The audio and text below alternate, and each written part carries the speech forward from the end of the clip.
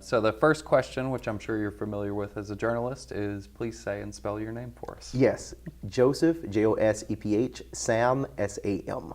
Cool, thank you. Joseph, let's just start at the beginning. Where did you grow up? Grew up in Opelousas, which is not too far from Lafayette at all. It's right down the street in St. Landry Parish. So small area, and the town that I grew up in was Kokomo. So it took me a while to get to learn how to say that correctly too.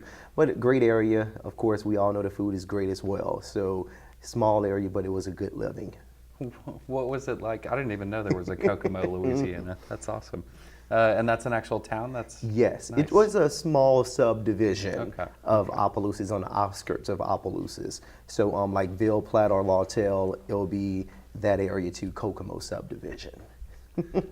And what was it like growing up in that town? It was fun. Of course, there was not a lot of crime happening there, which was good for younger generations to grow up in. A lot of wooded areas so that you can go and exercise in. So I did a lot of running, I did a lot of biking, jogging, just having fun out there. The community was really really tight and really close bonded. So we really got a sense of the community pride. I mean, if we leave our house, we can leave the door open and people would be watching. We had one neighbor, I believe her name was Miss Gertie, and she would see everything that was going on from miles away. We always picture her as having a telescope and watching everyone's houses, but we knew it was such a great community to where we had that neighborhood watch. So growing up there felt really safe. It was really fun. Everybody in the community in the neighborhood knew each other.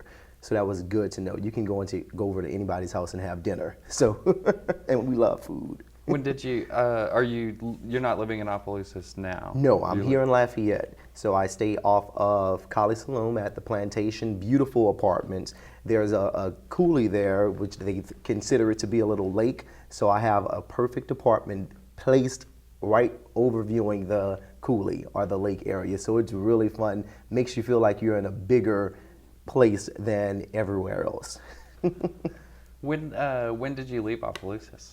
I left when I graduated from high school. So going into college, I went to McNeese State University in Lake Charles and transferred over to Southern University, and then came back here to Lafayette after I graduated from college. So leaving high school was a big jump for me because that was my first time on my own, and you know how scary that can be. But doing that has elevated me to be back here and do some great things here in this community.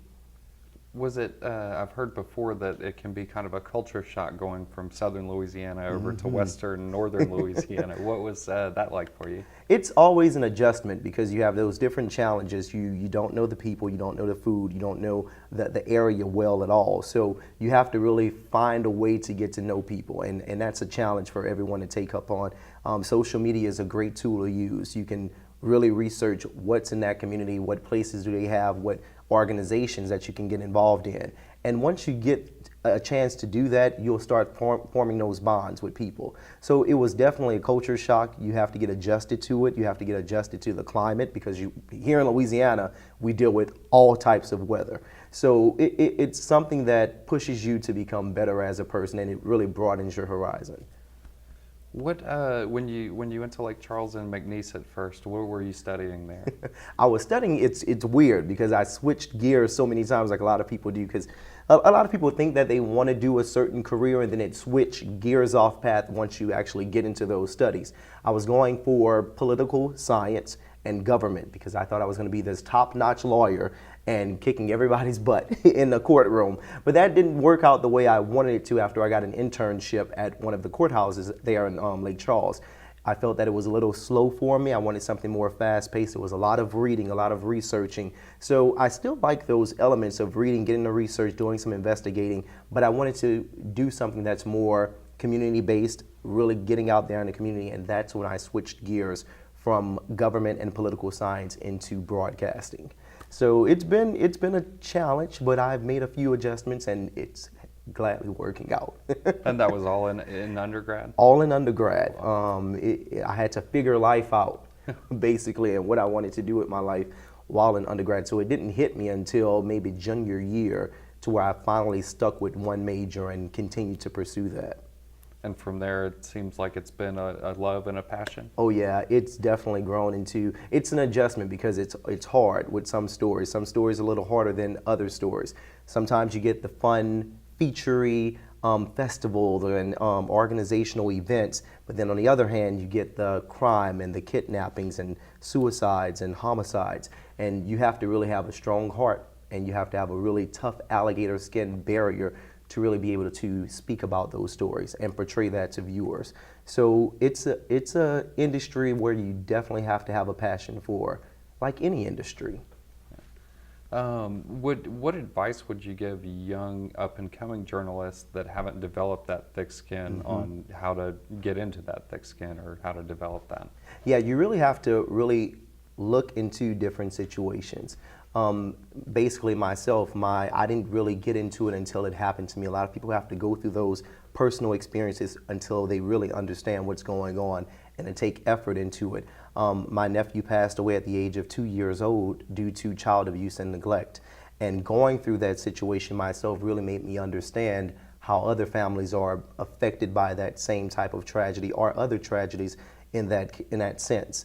And being able to look into that and really dig deep in yourself and figure out what is the main thing that I want to push out here, finding positive out of a negative. And once you can do that, you start to gain a thicker skin because it's not just yourself that you're looking at a bigger picture and how you can help other families and other people that are going through these same tragedies. And that's when I ran into CASA, so Court-Appointed Special Advocates. And that was a way for me to really dig deep into helping other families that may be going through a similar situation or a situation that may really affect them deeply. So you got involved with CASA, and what led you to CASA, I guess? How did you discover and how did you know you wanted to work with Right. CASA? So after we finished doing all of the stories and the reports, because it became a bigger issue affecting a lot of people, once we came out with that story on air about my nephew. So I started doing some research, like I said, for anybody, whenever you go to any place or are going to a different area, do your research, investigate how the area is. So I started doing that within this situation with child abuse and neglect. And it popped up a lot of different organizations, Hearts of Hope, the Family Tree, and then I found CASA, the Court-Appointed Special Advocates.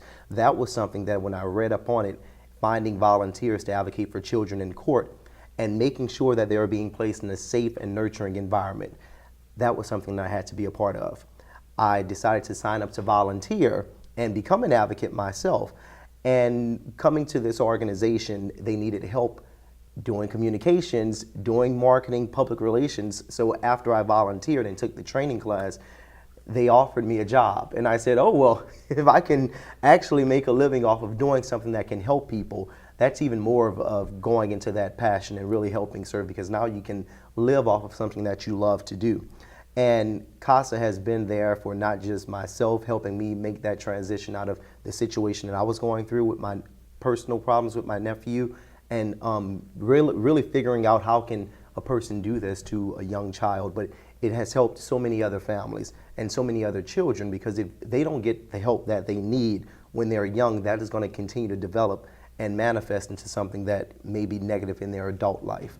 And our advocates have put in so much time and so much help doing so, to where it has made a big impact on these children. And seeing that is just rewarding in itself. We can forget about the check. It doesn't become a issue of money anymore, or how much benefits we're getting from this organization. It becomes a factor of how much rewards you can get from this and how beneficial it is for you personally and emotionally. So it's been great. I love it. That's awesome. You had mentioned that you did an on-air story about your personal situation.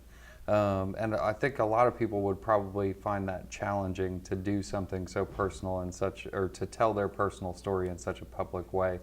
Would you say, are there benefits that maybe people wouldn't think of to sharing a personal story like that, or what benefits did you experience?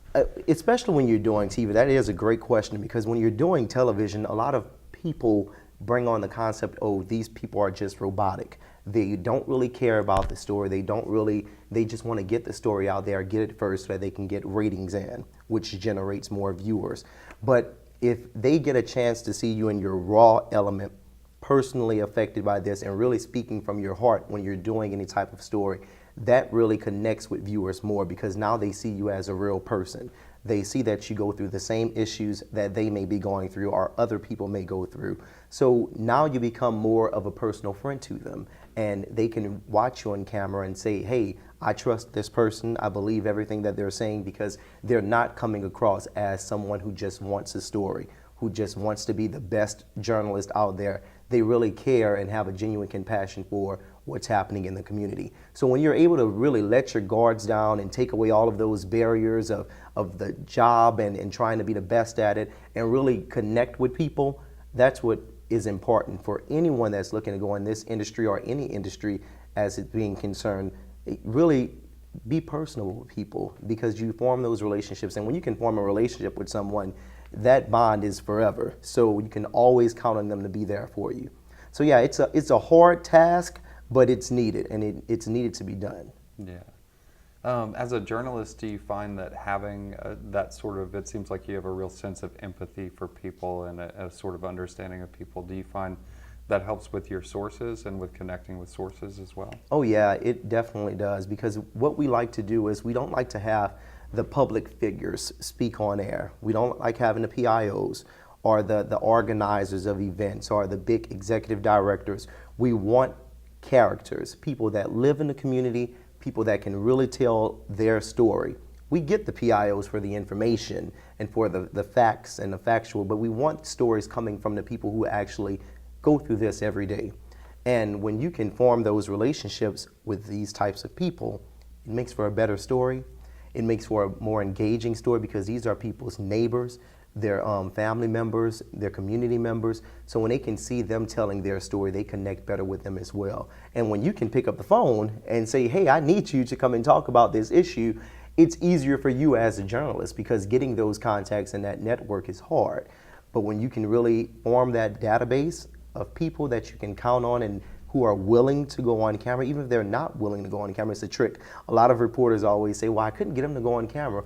I say, hey, I can record your feet, and as long as we have your voice, that's all. I can record your shadow, and as long as we have your voice speaking the story, we can change the voice as well. We just need someone to tell that story as a member of the community, and that's what we call characters. So those are really, really beneficial. Did you, Joseph, have any mentors growing up? Oh yes, many. Like a lot of people, especially from my ethnicity, we don't have that father figure in our life. My father left when I was maybe around the age of 5, so I didn't have that strong, manly mentor in my life to where they can lead me on a path of success. So I had to find other routes and other ways to do so. Once I got into high school and joined the track and cross country team by mistake. I thought it was a baseball audition. It was for track and cross country. I didn't know I could run as far as I could until I actually did it. But my coach became my mentor. He not only helped me with my athletic skills, but personal and life skills as well. He helped me with education, leading me through that. So I think that's really important to have. Once I got to college, I started looking into different organizations, and I found my beloved fraternity, Kappa Alpha Psi, and those members, the members of that fraternity, have really helped me advance and continue to help me advance. And I feel like if you can find a mentor who can do that for you, especially when you have that missing piece within your life, you have to fill it. There's many puzzle pieces, and you know, if you have a whole bunch of 99 puzzle pieces and you put it all together, but you're missing that one piece, you can never complete the puzzle. So having that one piece in place really can help you advance in life. And once I found them as a mentor, it really helped me advance. And I think, and they continue to do so. So I love it. I love having a mentor. I love having someone I can call at any time and ask them about anything, whether it's professional or personal. That is great to have. Could you highlight like one lesson maybe that one of your mentors gave you growing up that really resonates with you even today? Yes, and it's something that I continue to have, especially with the industry I'm in, with doors being closed. When you go out for something and you don't get it, it's a lot of times that I felt as if I wasn't worthy, or as if I didn't have the capability or the qualifications to do what it was being asked me to do. And doors continued to close, and I got a lot of doors shut in my face time after time after time again.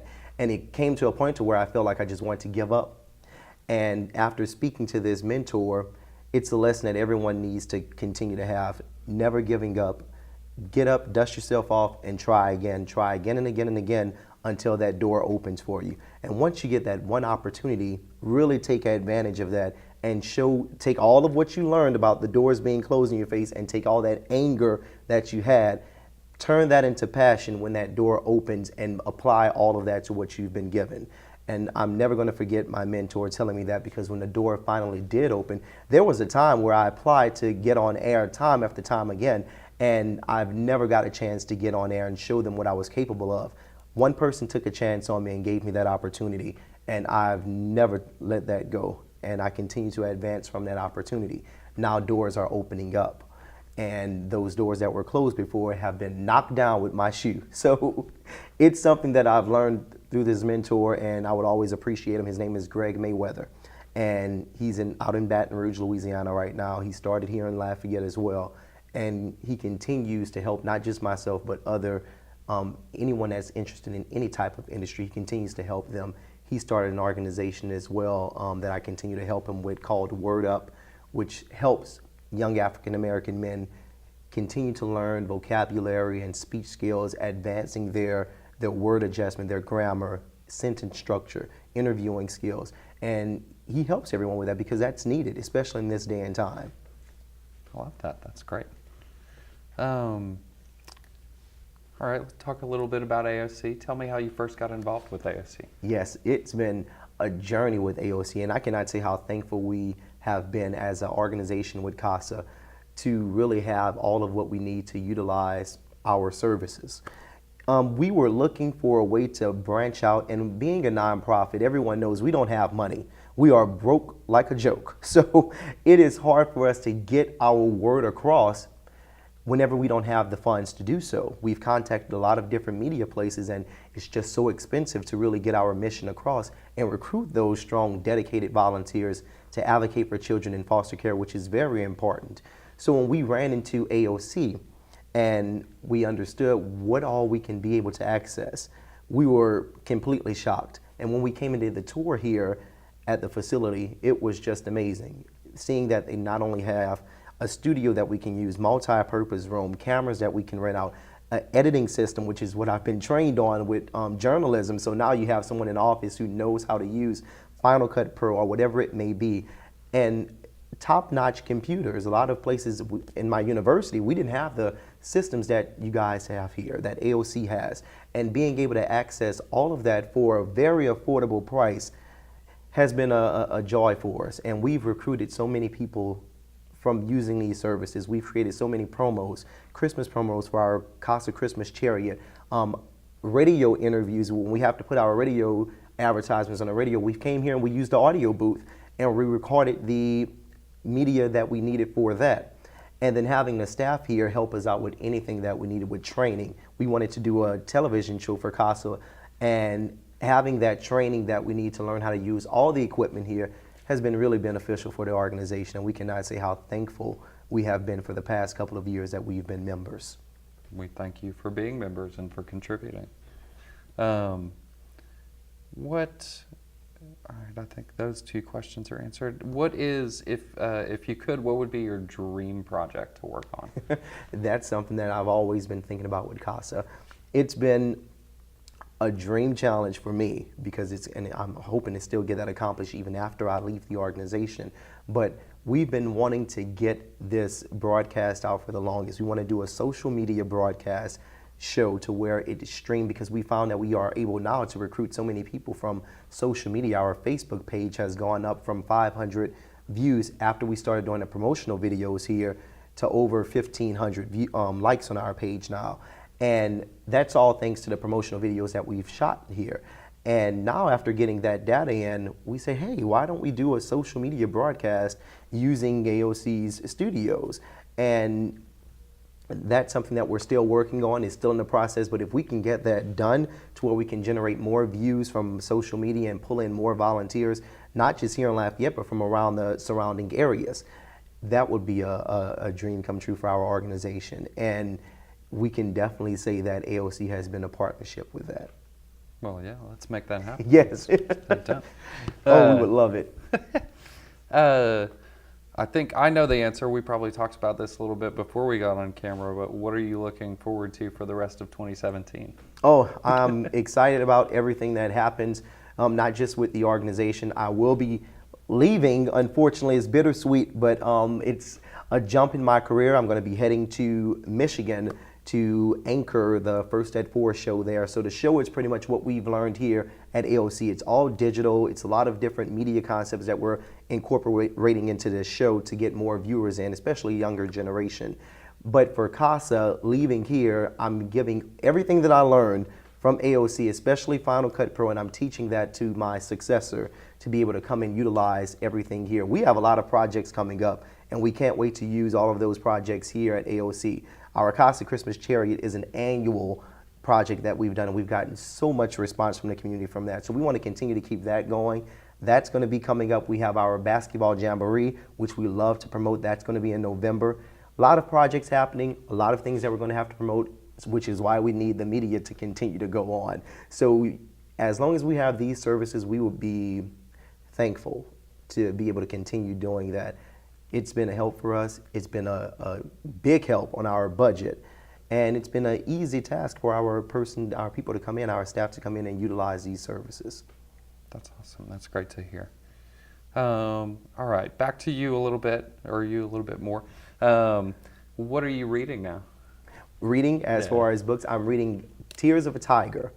And it's a great book. It's all about, it's something that we want to help our younger generation with. Like I said, I'm helping Greg Mayweather right now with his organizations. It's about high school teens and, of course, the drama that happens with high school teenagers. It's not just peer pressure, but it's drug influence, alcohol, sexual experiences, a lot of different transitions when you transition out of junior high going into high school. It's a big challenge, a life adjustment. And in this book, it talks about everything following one character. I think it's going to be a little hard ending, but it's going to be a life lesson learned. So if anyone can go out and take a look at reading that book, I'm still in the process of finishing it because it's so heartwarming to where I have to stop sometimes, close the book, and take a breath, and then come back to it. But when you have something that can really affect you emotionally like that, it's a great book. So Tears of a Tiger, I would suggest for anyone to go and read. Joseph, it sounds like you had mentioned earlier that your dad left early on in your life.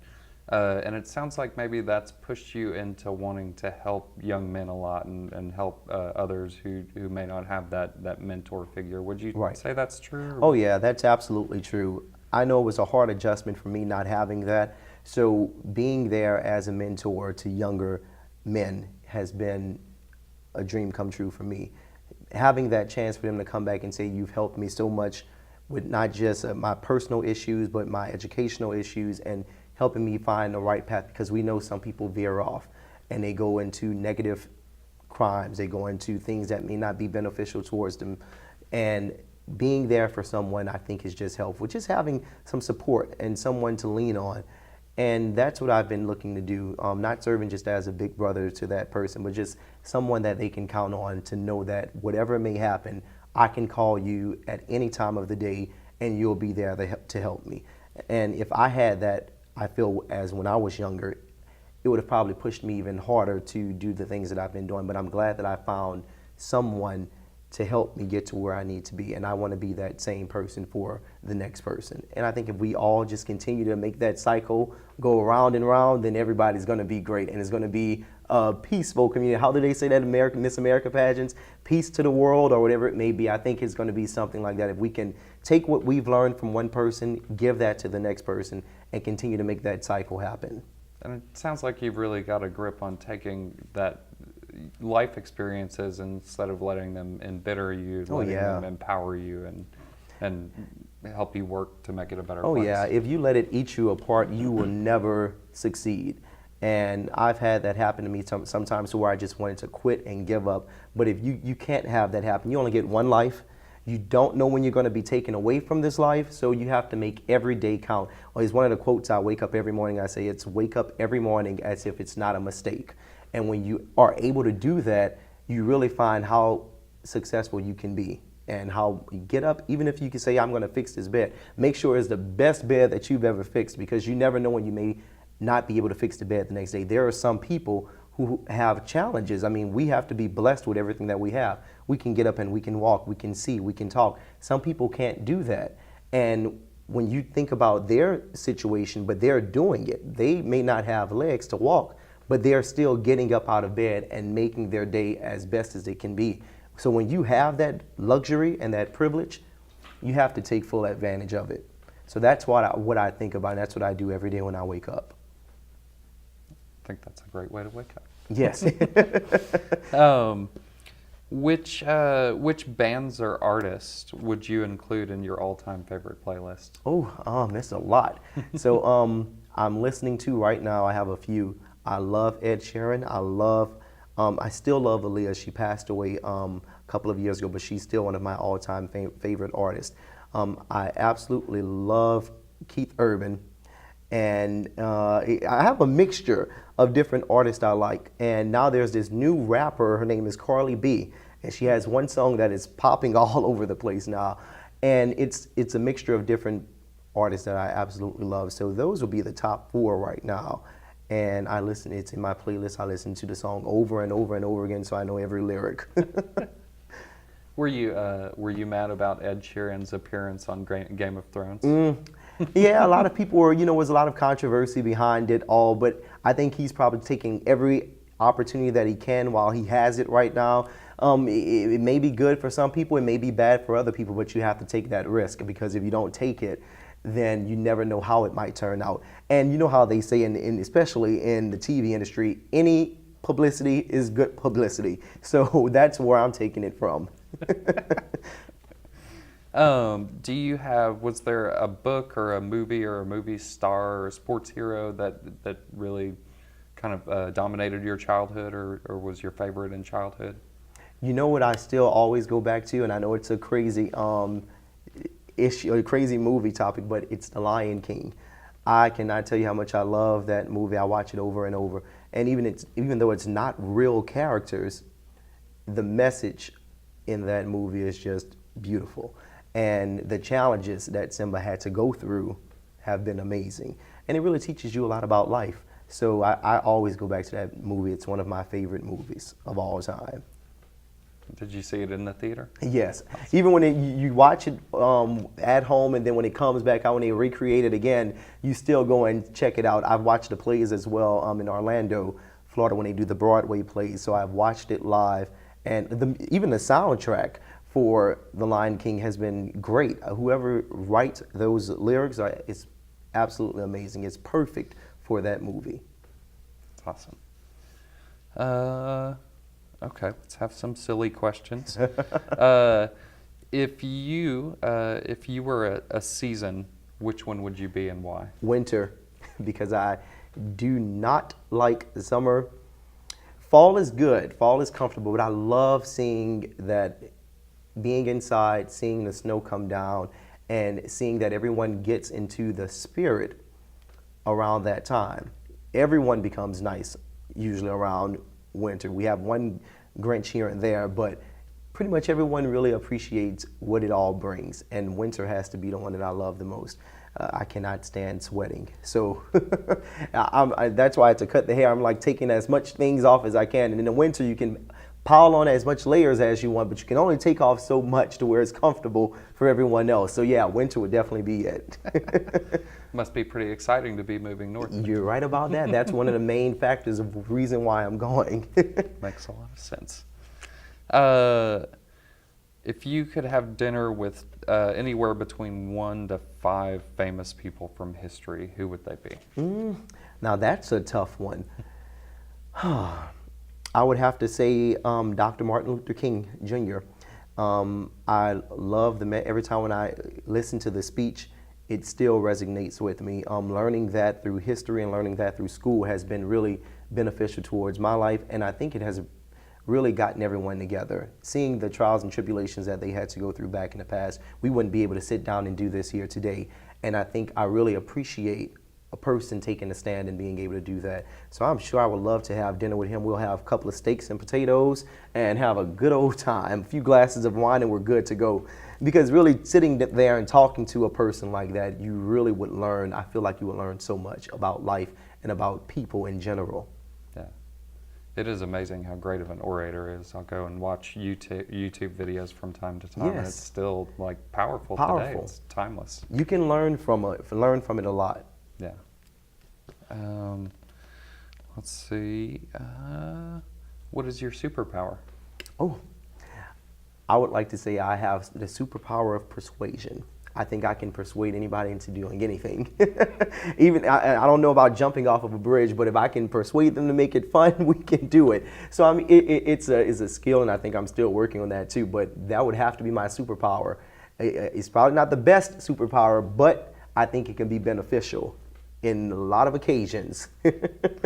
Do you have a story you could share with us about using your superpower? Oh yeah, persuasion? oh yeah. Like I said, even working, because I didn't have any money going into college. I had to get money on my own, and college is expensive.